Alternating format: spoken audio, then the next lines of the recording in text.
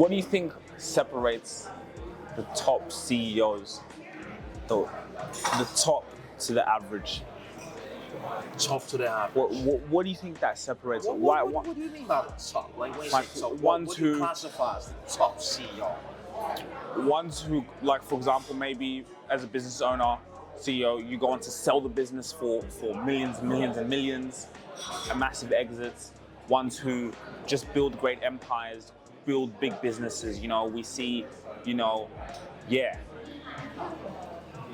ones we hear of, or who just go on to sell, or just big CEOs to average. I'll see. It's not sales. It's not sales that differentiate the top CEOs from the average CEOs. The top CEOs that goes on to creating billions and millions and billions of dollars of empires are CEOs that know how to bring good people together. It's CEOs that can bring great innovators, great managers, great leaders, great project managers, bring them all together into one room. And knowing that I've got good people that can execute, like that I can pass on that vision to, and they'll make it happen. So that's different. Like most CEOs actually don't even know how to sell. Some CEOs don't know how to sell, but they're very good in selling the vision. You gotta be good in selling the vision.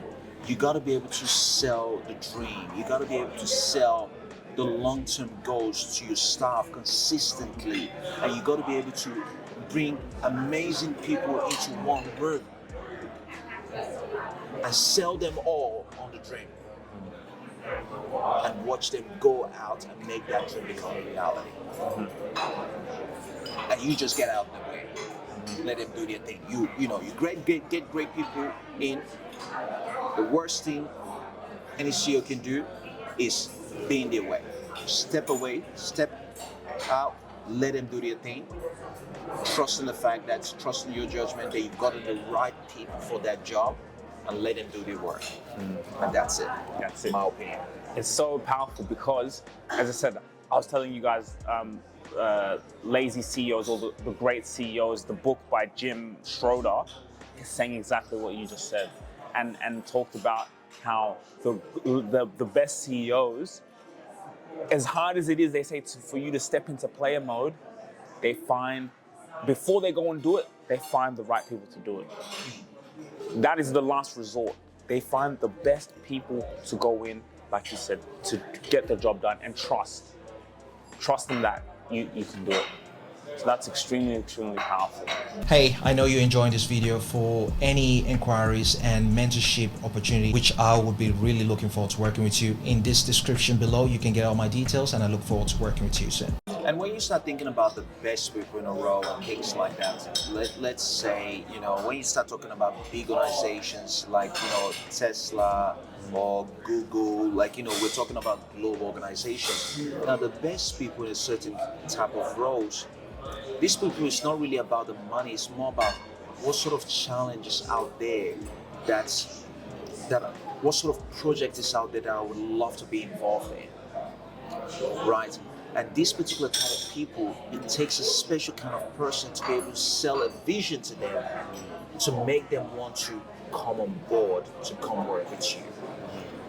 There's some certain special type of people out there. It's not really about the money for them anymore. It's really more about how can they live their purpose? How can they be part of something greater than them? How can they impact the world in their own little way with a group of select few?